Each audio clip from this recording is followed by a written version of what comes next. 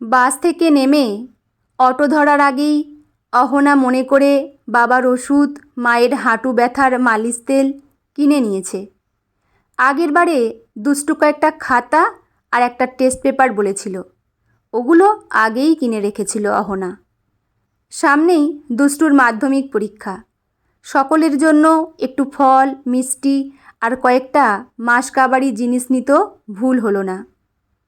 চেষ্টা তো অনেক করছে, তবুও একসঙ্গে সকলকে সমানভাবে খুশি করতে পারছে কোথায়? বাড়িতে বাবা আর দুষ্টু ছাড়া কেউ তো সোজা কথা বলে না। আগের বাড়িই তো, বাড়িতে ঢোকার মুখেই ছোট বোন অঞ্জনার মুখোমুখি। কাছাকাছি বিয়ে হয়েছে, তাই মাঝে মাঝেই কুটকাচালি করতে চলে আসে। কী রে দিদিভাই, তোর ব্যাপার স্যাপার তো আলাদাই দেখছি। এখন তো দেখা মেলাই ভার। ভাবগতিক দেখে মনে হয় যেন বিয়ের পর শ্বশুরবাড়ি থেকে আসছিস। এদিকে আমার দিকেই দেখ, সত্যি সত্যি বিয়ে করে স্বামী শ্বশুর সংসার সামলেও এ বাড়ির খবর নিতে চলে আসি। একেই বলে ভালোবাসার টান। অহনা একটু মুচকি হেসে বলেছিল, কি করব বল, আমার তো সরকারি অফিসের চাকরি নয় যে ছুটি হলেই বাপের বাড়ি আসব। কুহু এখন বড় হচ্ছে, আমাকে ছাড়া থাকতেই চায় না। আগে তো 2-3 দিন পর পরই আসতাম, কিন্তু এখন সম্ভব হচ্ছে না রে। অমনি মা ফোঁস করে বলে উঠল, এমন ভাব করছো যেন ও মেয়েকে তুমিই জন্ম দিয়েছ আর ওই বাড়িটা তোমার শ্বশুর বাড়ি। কী আর করবে, বিয়েটা তো কপালে জুটলো না। তোমাকে দেখতে এসে পাত্র তোমার বোনকে পছন্দ করলো। বয়স যা হলো তাতে তো আর কোনো দিন পাত্র জুটবে বলে মনে হয় না। অহনা মায়ের কথা কানে তোলে না। এসব শুনতে শুনতে চামড়া মোটা হয়ে গেছে। দু চোখ বন্ধ করে একটু দম নিয়ে নিজেকে সামলে নিল। কি করে সকলকে বলবে যে সেদিন পাত্র কেন তার বোনকে পছন্দ করেছিল? সে নিজেই তো পাত্রের সঙ্গে আগাম দেখা করে বলেছিল উনি যেন তাকে অপছন্দ করেন। কারণ জানতে চাইলে সে বলেছিল এটা তার একান্ত ব্যক্তিগত ব্যাপার। তাই তো সেদিন পাত্র অহনার বদলে অঞ্জনাকে পছন্দ করেছিল। আজও অহনা কাউকে বোঝাতে পারেনি যে সেদিন বিয়ে করে চলে গেলে সংসারের হাল কে ধরত। যে বাড়িতে বাবার পর বড় দাদা থাকে না, সে বাড়ির বড় মেয়ের অবস্থা অহনার মতোই হয়। বাড়ি গিয়ে মায়ের হাতে মাইনের টাকাটা তুলে দিতেই মা শাড়ির আঁচল দিয়ে চোখ মুছে নিয়ে বলে, এবার নিজের চেহারার দিকে একটু নজর দাও। আয়নায় নিজেকে দেখেছো একবার? চোখের কোণে কালি পড়েছে। এখন যদি কোনো সম্বন্ধ এসেও থাকে তাহলে পছন্দ বলেও তো একটা ব্যাপার আছে। অহনা অবাক হয়ে তাকিয়ে ভাবে যে মা এখনও মনে করে কোনো দিন আমার বিয়ে হবে। সেই বয়স আর চেহারা কোনোটাই কি আছে নাকি? অহনা হাত মুখ ধুয়ে বাবার ওষুধগুলো বুঝিয়ে দিয়ে রান্নাঘরে ঢুকে পড়ল। বাস থেকে নেমে যে বাজারটা পড়ে সেখানে কম দামে খোকা ইলিশ বিক্রি হচ্ছিল, তাই একটু নিয়েছে। বাবা খেতে ভালোবাসে। বড় ইলিশের দাম শুনে ওদিকে তাকানোই যায় না। মা রাগ দেখিয়ে বলে, রাতটুকু থেকে সকাল হতে না হতেই তো ও বাড়িতে ছুটবে, তাই এইটুকু উপকার আমার না করলেও চলবে। অহনা হেসে বলে, এই একটা দিন তোমাদের জন্য কিছু করতে পারলে আমার ভালোই লাগবে। তাছাড়া দুষ্টুটা আমার হাতে রান্না খেতে ভালোবাসে। বোন এলেও ভালো হতো, তাই না মা? থাক, অনেক হয়েছে। ওর তো একটা বাড়ি রয়েছে, সেখানের মানুষগুলোর প্রতি কিছু দায়িত্ব আছে। এভাবে ঘন ঘন বাপের বাড়ি আসা ভালো দেখায় না। নেহাত ওনারা ভালো মানুষ, তাই কিছু বলেন না। বিয়েতে কোনো দাবি দাবা করেনি পর্যন্ত। সকালে বেরোবার আগে মায়ের দিকে তাকিয়ে অহনা বলে, মা, তোমার শাড়িগুলো তো একেবারেই রংচটা হয়ে গেছে। পরের বার তোমার জন্য দুটো সুতির ছাপা শাড়ি নিয়ে আসব। কথাটা শোনা মাত্রই দুষ্টু দিদিভাইয়ের গলা ধরে ঝাঁপিয়ে বলে, বারে দিদিভাই, আমার স্কুলের জামাটা কত ছোট হয়ে গেছে, সেটা বুঝি তোর চোখেই পড়েনি? ও মা, তাই তো, ওটা তো আমি খেয়ালই করিনি। ঠিক আছে, আর কয়েকটা দিন কষ্ট কর ভাই, পরের বার না হয় মায়ের একটা শাড়ি নেব আর তোর স্কুলের জামা নেব। আসলে একসঙ্গে এত কিছু করতে পারি না রে। দুষ্টুর মাথায় হাত বুলিয়ে মা বলে, সে না হয় আমার শাড়ি পরে নিলেও হবে, ভাইয়ের জামাটাই আগে নিও। দুষ্টু দিদির গলা জড়িয়ে বলে, আমি তো মন দিয়ে পড়াশোনা করছি, যখন চাকরি করব তোকে আর কষ্ট করতে হবে না। অহনা দুষ্টুর কপালে একটা চুমু খেয়ে মায়ের দিকে তাকিয়ে বলে, বাবা আর ভাইয়ের খেয়াল রেখো, আমি গেলাম। মা একটু হাত উঠিয়ে বলে, গেলাম বলতে নেই, বল আসি, সাবধানে। বাসে উঠে বসতেই মনে পড়ে ও বাড়ির কথা, কুহুর কথা। এই একটা দিন মিমিকে না দেখতে পেলে সারা বাড়ি মাথায় তুলবে কুহু। কুহুর যখন 4 বছর বয়স, তখন এই গর্ভনেশের কাজটি পেয়েছিল অহনা। বাবা হঠাৎ করে অসুস্থ হয়ে পড়ায় কাজটা চলে গেল, রোজগার বন্ধ। এতগুলো পেট চলবে কি করে? দুষ্টু আর বোনের পড়ার খরচ, বাবার চিকিৎসার খরচ আসবে কোত্থেকে? পাশ কোর্সে গ্র্যাজুয়েশন করে অনেক দিন বাড়িতেই বসেছিল অহনা। এই পড়াতে এখনকার দিনে সম্মানের সঙ্গে রোজগার করার মতো একটা চাকরি পাওয়া অতটাও সহজ নয়। ভাগ্যিস সেদিন বীরেন কাকু এই কাজের খবরটা দিয়েছিলেন। বীরেন কাকু বাবার ঘনিষ্ঠ বন্ধু, প্রায় দিন বাবার কাছে আসেন। ছেলেবেলার বন্ধু, তাই বাবার রণজিৎ নামটাকে ছোট করে রুনু বলেই ডাকে। কাকুর মুখে এই নামটা খুব মিষ্টি লাগে। বীরেন কাকু বলেছিল, দেখ রুনু, এই পরিবারটা আমার খুব পরিচিত। অহনা ওখানে সম্মানের সঙ্গে থাকবে। বীরেন কাকুর কোনো আত্মীয়ার মেয়ের বিয়ে হয়েছে ও বাড়ির ছোট ছেলের সঙ্গে, তাই কাকুর চেনা জানা।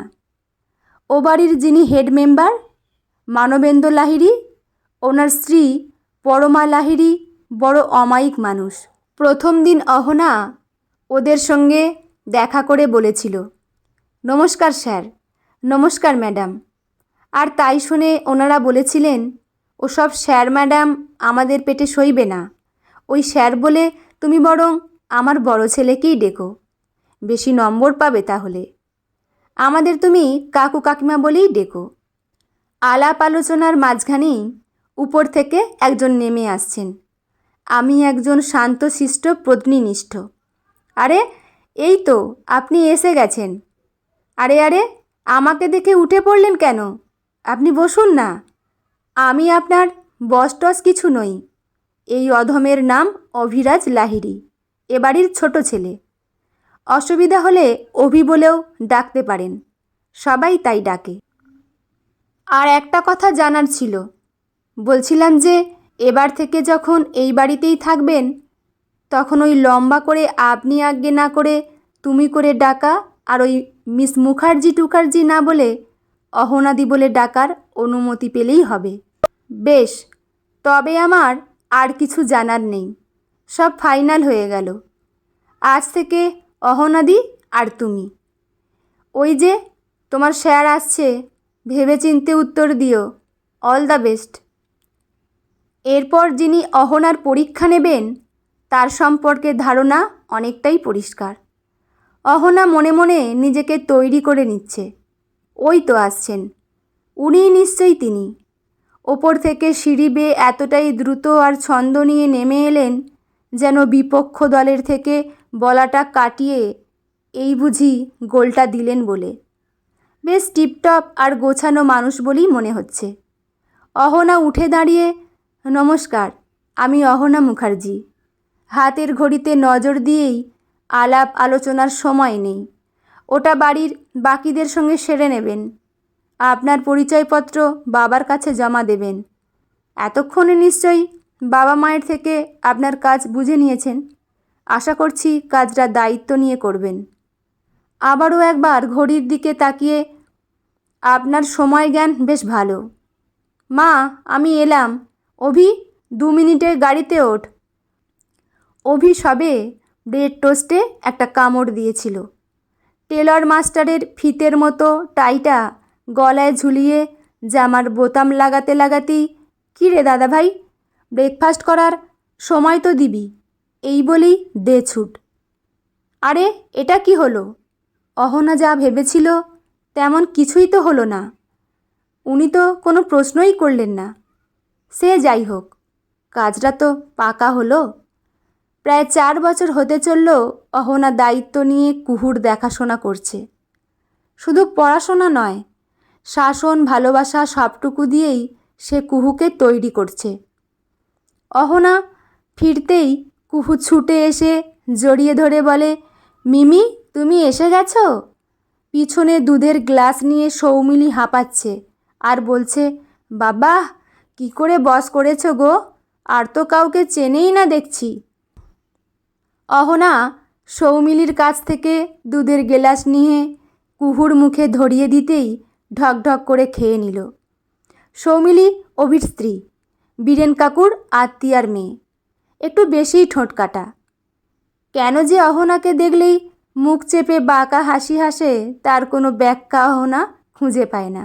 অহনার বয়স হয়েছে, এখনও বিয়ে হয়নি, দেখতে শুনতেও ওর মতো নয়। পরের বাড়ি রোজগার করতে এসেছে, এসবই ভাবে হয়তো, কিন্তু তাতে কি, কাজ করতে এসেছে, বিয়ে করে বউ হয়ে তো আসেনি। আর এমন কোনো শর্তও ছিল না যে কম বয়সী সুন্দরী হতে হবে। দোতলায় একেবারে কোণার ঘরটায় অহনা কুহুর সঙ্গে থাকে, তার পরের ঘরটা অভি আর সৌমিলির ঘর। সিঁড়ি থেকে উঠেই একটু ছেড়ে দিয়ে যে ঘরটা, ওটাতে সোমরাজ স্যার থাকেন। অফিস থেকে ফিরেই আবার ফাইলপত্র নিয়ে বসেন, সবসময় নিজেকে কাজের মধ্যে ব্যস্ত রাখেন। সৌমিলি অহনাকে সতর্ক করে দিয়ে বলে, হুটহাট দাদাভাইয়ের ঘরে যেও না যেন। এমনিতেই দাদাভাই কারোর সাথে খুব একটা কথা বলে না, তার উপর তুমি তো বাইরের মানুষ, পরে আমাদেরই বকা খেতে হবে। আরে সে কি মাছি নাকি যে উড়ে গিয়ে গায়ে বসবে? আর এমন কাঠখোট্টা লোকের ঘরে যেতে বইই গেছে তার। যদিও কুহুর দেখাশোনা ছাড়া বাড়ির আর কোনো কাজের দায় নেই অহনার, তবুও মাঝে মাঝেই কাকিমার অনুমতি নিয়ে সকালের জলখাবার কিংবা দুপুরের 2-1টা পদ রান্না করে দেয় অহনা। কাকিমার সঙ্গে পুজোর কাজেও হাত লাগিয়ে দেয়। কুহুর জন্মদিনে ঘর সাজানো দেখে সবাই নাম করেছিল। অভি তো রীতিমতো ফ্যান হয়ে গেছে অহনাদির। যদিও সৌমিলি এসব ন্যাকামো মোটেও পছন্দ করে না। সেদিন কুহু খুব জেদ ধরেছিল বাপির কাছে গল্প শুনবে, তাই অহনা স্যারের ঘরের কাছে গিয়ে দেখল টেবিলে কয়েকটা ফাইল পড়ে আছে, আর স্যার টেবিলে মাথা দিয়ে শুয়ে পড়েছে। অহনা কুহুকে বোঝানোর চেষ্টা করে বলে, স্যার মনে হয় খুব ক্লান্ত, এখন তুমি যদি স্যারকে বিরক্ত করো তাহলে তো তোমায় বকা দিতে পারে, আর তোমার খারাপ লাগবে, কান্না করবে। তার চেয়ে বরং চলো আমি তোমায় গল্প শোনাবো। কুহু কোনো কথা না শুনে ছুটে গিয়ে বলে, বাপি ও বাপি, আমায় গল্প বলো না। অহনার ভয় হয়, একেই উনি ক্লান্ত, তার উপর কুহু বায়না করছে, বকাবকি করবেন তো, চিৎকার চেঁচামেচি করলে বাড়ির সবাই উঠে পড়বে। কিন্তু কী আশ্চর্য, কুহুর ব্যাপারে স্যার একেবারেই অন্য মানুষ। সঙ্গে সঙ্গে কুহুকে কোলে তুলে আদর করে কত যত্ন নিয়ে বিছানায় শুয়ে ছড়ার মতো গল্প বলে ঘুম পাড়িয়ে দিলেন। তারপর আবার ফাইল নিয়ে বসলেন। অহনার মনে হলো স্যারের বোধহয় মাথা ব্যথা করছে, কফি করে দিলে ভালো হয়। না বাবা থাক, এমনিতেই কোনো দিন ভালো করে কথা বলেন না, যা রাগী মানুষ, কি বলতে কি বলে বসবেন, ভুল বুঝবেন হয়তো, যেচে পড়ে উপকার করতে যাবার কোনো দরকার নেই। অহনা পিছন ফিরে চলেই যাচ্ছিল। আরে মিস মুখার্জি, আপনি এখানে কি করছেন, কিছু কি বলবেন? কুহু এখানে চলে এসেছে তাই দেখতে এলাম। হ্যাঁ, বায়না করছিল, এখন ঘুমোচ্ছে। আপনি যান, গিয়ে শুয়ে পড়ুন।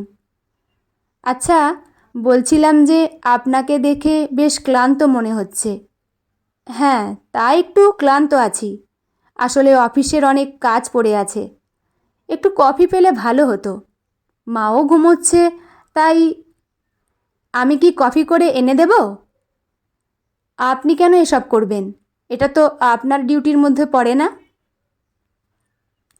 ডিউটির বাইরে কখনো কোনো কাজ করতে নেই বুঝি? আপনি বসুন, আমি কফি করে আনছি। স্যারের অনুরোধে অহনাও এক কাপ কফি নিয়েছিল। আর খেতে খেতে, স্যার, একসঙ্গে এতগুলো ফাইল? সারা রাত কাজ করবেন বুঝি? হ্যাঁ, এগুলো ব্যবসার হিসেবের ফাইল। অভির বয়স কম, তাই ব্যবসাটা ভালো মতো রপ্ত হয়নি। আর বাবার বয়স হয়েছে, তাই আমার উপর পুরো চাপ। স্যার, আপনার অসুবিধা না থাকলে একটু বুঝিয়ে দিলে আমি চেষ্টা করে দেখতে পারি। আমি কমার্সের ছাত্রী ছিলাম। যদিও অনার্স ছিল না, তবুও এসব কাজ আমার ভালো লাগে। বিশ্বাস করতে পারেন। সত্যি, হিসেবটা অহনা ভালোই পারে। সোমরাজও বুঝেছে সেটা। এরপর থেকে মাঝে মাঝেই অহনা ব্যবসার হিসেব আর কফি দুটোই করে দিয়েছে। সোমরাজ খুব গম্ভীর আর কঠিন স্বভাবের, তাই ওদের মধ্যে কথা খুব একটা হয় না। তবু অহনা একদিন বলেছিল, স্যার, কাকিমার ইচ্ছা আপনি বিয়ে করে কুহুর জন্য মা নিয়ে আসুন। সেটাই তো করতে পারেন, গর্ভনেস কেন?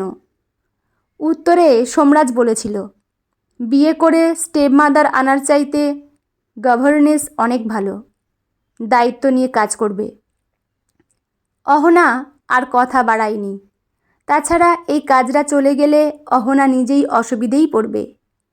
এর মাঝে বেশ কয়েকদিন সৌমিলি অহনাকে সোমরাজের ঘর থেকে বেরোতে দেখে একদিন জিজ্ঞেস করেছিল, তুমি যে দাদাভাইয়ের ঘরে গেছিলে, দাদাভাই কিছু বলেনি তোমায়? কই না তো, কিছু বলেনি তো। রাগারাগি করেনি? না, করেনি।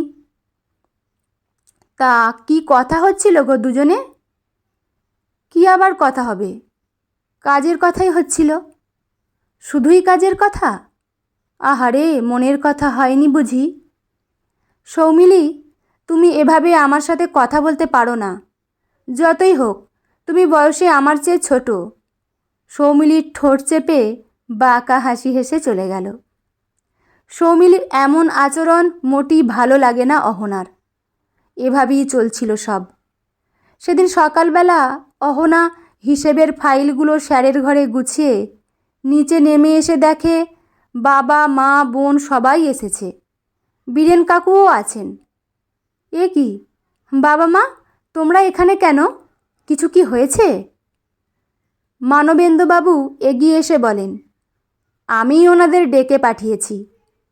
অহনার মনে দুশ্চিন্তা হয়। স্যারের ঘরে যাওয়া নিয়ে সৌমিলি নিশ্চয়ই কিছু বলেছে। বাড়াবাড়ির একটা সীমা থাকা দরকার। ঢাকঢোল পিটিয়ে সকলকে ডেকে আনার মতো কী এমন অন্যায়টা সে করেছে শুনি? খামোকা মা সকলের সামনে দু চারটে কথা শুনিয়ে দেবে। পেস্টির চাকরি দুটোই আর থাকবে না। অহনা মাথা নত করে দাঁড়িয়ে থাকে। মানবেন্দ্রবাবু বলেন, আমার বড় খোকা, মানে তোমার স্যারের বিয়ে দেব ঠিক করেছি, তাই ওনাদের ডেকেছি। কাকাবাবু, স্যারের বিয়ে দেবেন তো আমার বাবা মাকে ডেকেছেন কেন? কারণ পাত্রী যে ওনাদেরই বড় মেয়ে, তাই। অহনা অবাক চোখে তাকিয়ে বলে, না না, ইয়ে হতে পারে না। পরমা দেবী বলেন, কেন হতে পারে না অহনা? তোমাকে যে আমার ভারী পছন্দ। অভি হাসি মুখে বলে, আমারও খুব পছন্দ। কি গো সৌমিলি, তুমি কিছু বলো। আমি আর কি বলবো, এতদিন তো আমাকেই গোয়েন্দাগিরি করতে হলো। অহনার বাবা বলেন, আর অমত করিস না মা। বাবা, তোমরা কেন বুঝতে পারছো না? বিয়ে করার হলে অনেক দিন আগেই করতাম। আমার বিয়ে হলে তোমাদের কি হবে? দুষ্টু এখন অনেক ছোট। আমি এভাবে আমার দায়িত্ব এড়িয়ে যেতে পারি না। তাছাড়া স্যার জানতে পারলে ভীষণ রাগারাগি করবেন। আমি কোনো দিক দিয়েই স্যারের যোগ্য নই। এই বলেই উপর দিকে নজর গেল। সম্ভবত স্যার সবটাই শুনেছেন। হয়ে গেল। দেখেই বোঝা যাচ্ছে ভূমিকম্প হতে চলেছে। সিংহের ন্যায় গর্জন করে ডাকলেন, মিস মুখার্জি, মিস মুখার্জি, এক্ষুনি একবার উপরে আসুন। সবাই উপর দিকে তাকিয়ে বলে, এটা কি হলো?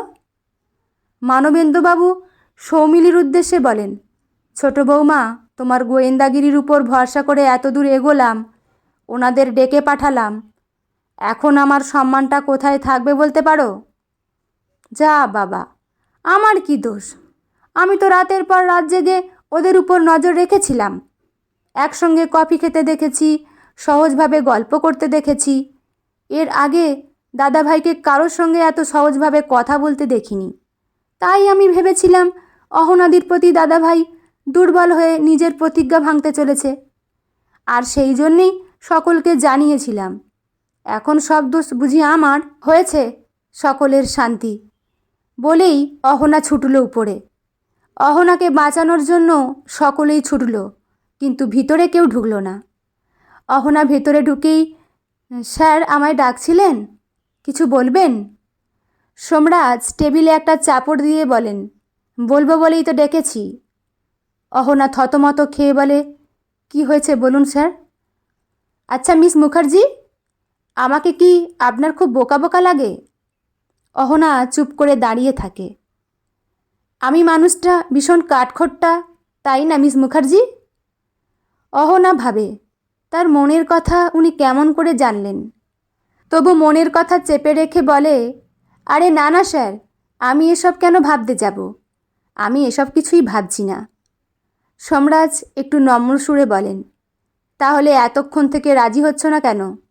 অসুবিধা কোথায়? অহনা থমকে যায়।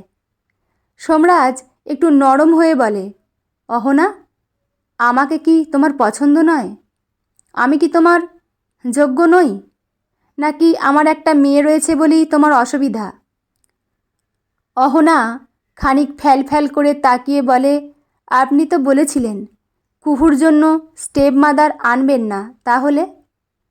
হ্যাঁ বলেছিলাম, কিন্তু তুমি কি কুহুর জন্য নিজের মায়ের থেকে কম কিছু? কুহুর পছন্দ অপছন্দ, কখন খিদে পায়, কখন ঘুম পায়, কখন ওর মন খারাপ হয়, কিসে ওর আনন্দ হয়, সবটা কেবল তুমিই বোঝো। সোমরাজ নিজেকে সামলে নিয়ে বলে, কুহুর মায়ের সঙ্গে আমার বেশি দিনের সংসার ছিল না। বিয়ের 1 বছর পরেই কুহুর জন্ম, আর তারপরেই সে কঠিন অসুখে পড়ল। আসলে আমার স্ত্রী ঠাকুর দেবতা পুজো খুব ভালোবাসত। দিনের পর দিন উপোস করত। সদ্য মা হওয়ার পরেও সে রোজ রোজ উপোস করত, কারো কথাই শুনত না। আর তাই দেবতারা ওকে নিজেদের কাছে ডেকে নিলেন। মা আবার বিয়ে করতে বলেছিল, আমি রাজি হইনি। হয়তো ছোট থেকেই মায়ের স্নেহ মমতা পাইনি বলেই বড্ড জেদি হয়ে যাচ্ছিল কুহু। কারো কথাই শুনতে চাইতো না, খাবার খেতে চাইতো না। আমিও সময় দিতে পারতাম না। ডাক্তার বলেছিল ওর এমন কাউকে দরকার যে ওকে বুঝবে, যাকে ও ভরসা করবে, মনের কথা বলবে, বন্ধু মনে করবে। বীরেন আঙ্কেল বাবাকে তোমার কথা বলেছিলেন, ভরসা দিয়েছিলেন। আমি বিশ্বাস করতে পারিনি, কিন্তু মা বাবার কথা রাখতেই রাজি হয়েছিলাম সেদিন। কিন্তু তুমি আসার পর থেকেই যে কুহুর আমূল পরিবর্তন হয়েছে, পড়াশোনায় মন বসেছে, এসব তো আমার নজর এড়ায়নি অহনা। আর বাহ্যিক রূপ দিয়ে কারো যোগ্যতা যাচাই করা যায় না। কুহু ছাড়াও তুমি এ বাড়ির প্রত্যেকের মনে একটা জায়গা করেছো, এমনকি আমারও মনেও। তার জন্যেও তো যোগ্যতা লাগে। অহনা নিজেই নিজেকে বলে, এ কোন জগতের মানুষ তার সামনে? ইনিই কি তার সেই স্যার? এত কথা তো আগে কোনো দিন বলেননি। মনে মনে হেসে ভাবে, মানুষটাকে যতটা কাঠখোট্টা ভেবেছিলাম অতটাও কাঠখোট্টা নয়। আপনজনে ভরা সুন্দর একটা সংসার, স্বামী সন্তান সকলেই চায়। অহনাও তার ব্যতিক্রম নয়। পরিস্থিতি বাধা হয়েছে মাত্র। এবার অহনার বাবা ভেতরে ঢুকে বলে, অহনা মা, তুই কি কুহুকে ছেড়ে ভালো থাকবি? পারবি না তো? রাজি হয়ে যা মা। অঞ্জনা অহনার গলা ধরে বলে, দিদি ভাই, তোর মতো মন আমার কোনো দিন ছিল না। আর হবেও না। আমি বরাবর তোকে হিংসে করেছি, আর তুই শুধু আমার ভালো চেয়েছিস। সেদিন তোকে দেখতে এসে ওরা কেন আমায় পছন্দ করেছিল সেটা জানার পরেও তোকে কথা শুনিয়েছি, কিন্তু আজ মন থেকে চাইছি তোর সংসার হোক, তুই ভালো থাক। রাজি হয়ে যা দিদিভাই। অহনা মানবেন্দ্রবাবুর দিকে তাকিয়ে বলে, কাকাবাবু, আমার চাকরিটা তাহলে? সৌমিলি বলে, বারে, এতদিন ধরে তুমি যে ব্যবসার হিসেবে দাদাভাইকে এত সাহায্য করলে, সেটা কোন দিন কাজে আসবে শুনি? কি গো বাবা, আপনি কিছু বলুন। হ্যাঁ অহনা, তোমার বাবা মা ভাইয়ের প্রতি দায়িত্ব তুমি নিশ্চয়ই পালন করবে। আমি চাই তুমি আমাদের অফিসে জয়েন করো। কুহু এখন অনেকটা বড় হয়েছে, আর তাছাড়া এখন মেয়েরা বাচ্চার সংসার সামলেও অফিস করছে, তুমিও পারবে। রাজি হয়ে যাও। কিন্তু আমি তো কম্পিউটার চালাতে পারি না, ইংরেজিটাও সেভাবে বলতে পারি না। অভি বলে, ওটা তুমি আমার উপর ছেড়ে দাও অহনাদি, সব শিখিয়ে দেব, তুমি শুধু রাজি হয়ে যাও। অহনার মা বলে, আর কতদিন আমাদের জন্য ভাববি? তোর বাবা এখন অনেকটা ভালো আছে, কিছু একটা নিশ্চয়ই করবে, তুই আর অমত করিস না, রাজি হয়ে যা। ও মিমি, একটু কাছে এসো, কানে কানে একটা কথা বলি। বলছিলাম যে সবাই যেটা বলছে সেটাতে রাজি হয়ে যাও। এমন করে অহনার জীবনে কেউ আসবে স্বপ্নেও সে ভাবেনি কোনো দিন। মনের গহনের গোপন কথা নিজের মুখে কি করে বলবে সে? নীরবতা যে সম্মতির লক্ষণ। বন্ধুরা, গল্পটি এখানেই সমাপ্ত। গল্পটি আপনাদের কেমন লাগলো অবশ্যই কমেন্ট করে জানাবেন। লেখা শম্পা দত্ত, পাঠে আমি রিমি। দেখা হচ্ছে পরের কোনো গল্প নিয়ে। ভালো থাকবেন সবাই, ধন্যবাদ।